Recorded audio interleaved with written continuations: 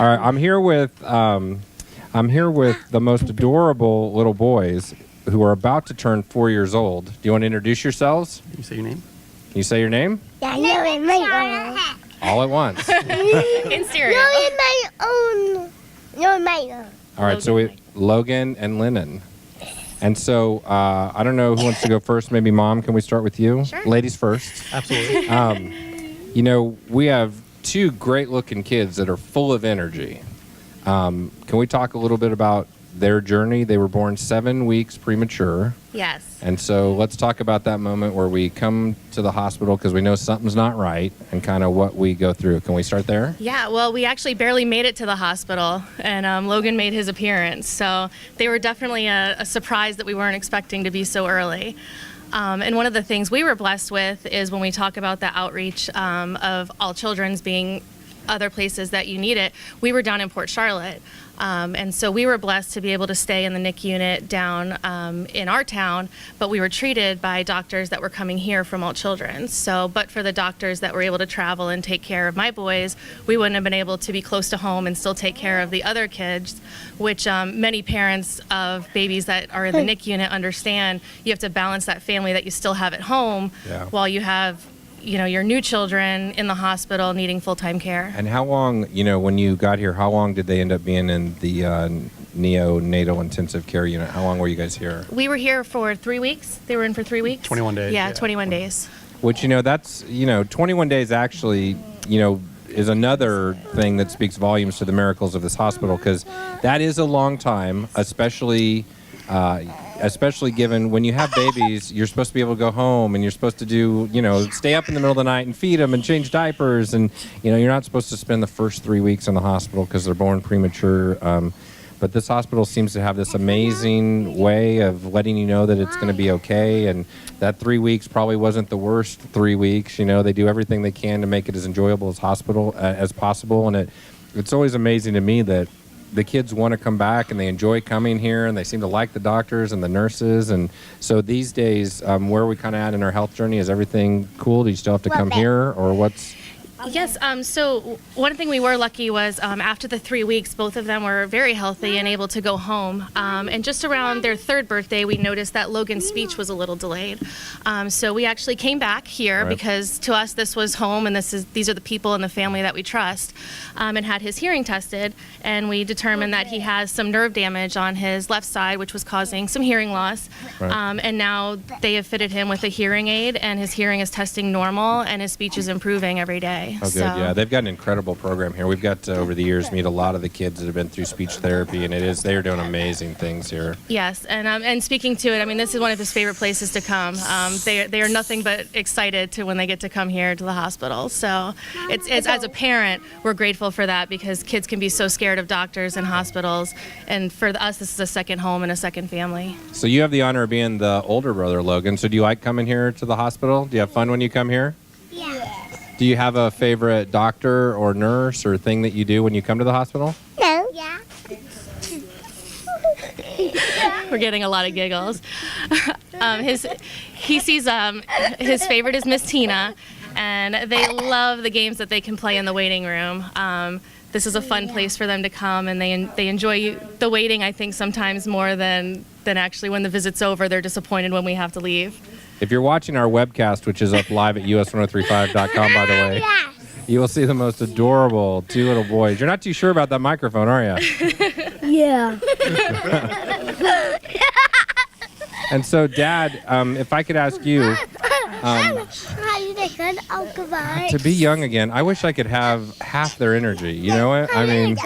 Yeah, it's nonstop with them, but they're both just happy boys most of the time, as you can hear and see is going on right now. And normally Logan and I get to make the trips up here with our work schedule, so we make a fun day at stopping at the Skyway and doing a little picnic and everything like that on our way up here from home. So he enjoys that and has a good time with that. It is amazing. We all go through life. Right now there's somebody stuck in traffic that thinks that the boss that's riding their tail and that big pile of paperwork is so important. But then you go through something like what you and your family have been through, and it really gives the perspective we should all have, but don't for some reason. Absolutely. And I wish that there was a way that we could all keep that perspective. I know my staff, after we our team at the radio station, this is almost like the best 2 days of the year. Everybody looks forward to it. And we all say, we're going to keep it in perspective. Our New Year's resolution is going to be to take those lessons we learned from all children, and we're not going to take things for granted. And then for some reason, you get to February and it's back to normal and we're stressing for no reason. And I don't know how we fix that, and I don't know why we as human beings are built that way. But I'm sure that your family going through something like this, you have an appreciation for even simple things in life. And I wish that we could all do that 24 hours a day, but we can't for some reason. I don't know why that is. You've got two great, healthy kids that are full of life, and that should be the thing that we all just celebrate all the time and not worry about all these things we think are so important, I think our best recommendation to people that maybe aren't personally affected, by something that requires them to come here is by becoming a donor. I think you do get personally involved, and it helps you kind of get exposed to what other people are going through, and especially when you see the perseverance and how kids can overcome things and do it with joy and happiness. It just makes everything trivial that you go through in your life. Just that. And amazing strength and resilience that kids have. It really is. It's incredibly inspiring. Yeah. And that was actually, you've answered the question I was just going to ask, is what would you say to that person that's stuck in traffic right now, that's on the fence? Why should I give? Why should I give? I hear you guys talking about it. Why should I get involved? And I think you answered that perfect, why they should. Yeah. And that's Lennon's input. All right. Well, maybe, do you think you could give the phone number? And maybe if you give the phone number, it'll inspire people to call in? Okay. Or we... Should people call in? No. No, okay. Well, I got to tell you, it's going to be a long night.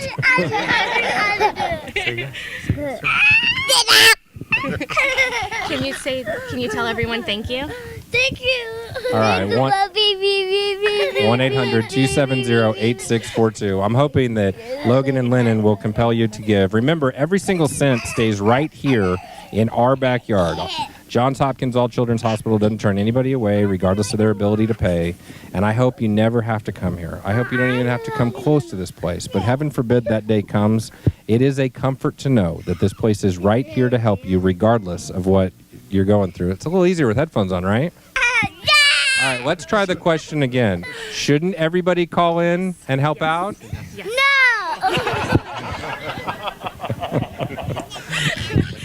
Oh, boy. He's 3. We're in the no phase. All right. He's not asking you why. That's okay. All right. All right, well, then let's try it this way.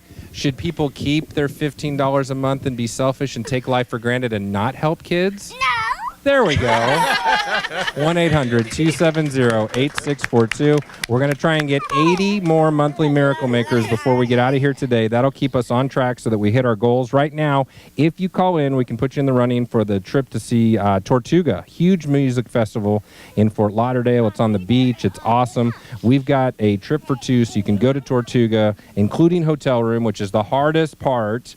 Kenny Chesney's going to be there, Luke Combs, Maren Morris, just a bunch of artists. And we're going to try and get 80 Miracle Makers before we get out of here in honor of the 80 kids that are in the neonatal intensive care unit. Right now, there's 80 sets of parents pacing the hall, hoping that their kid is going to be okay. You can be part of their treatment. You can be part of the miracle. You can be part of the solution. It's not very often in life you can do something so good with such little effort. We can get you turned on the phone literally in less than 2 minutes. Do like I do. Throw it on the credit card. Forget about it. 1-800-270-8642. I'm hoping that there are 80 of you out there that are going to help us out so that we can reach our first day goal. 800-270-8642. We're going to play the Zach Brown Band now, and hopefully you're going to fire up those phones. 800-270-8642. We'll be right back from Johns Hopkins All Children's Hospital on US 1035.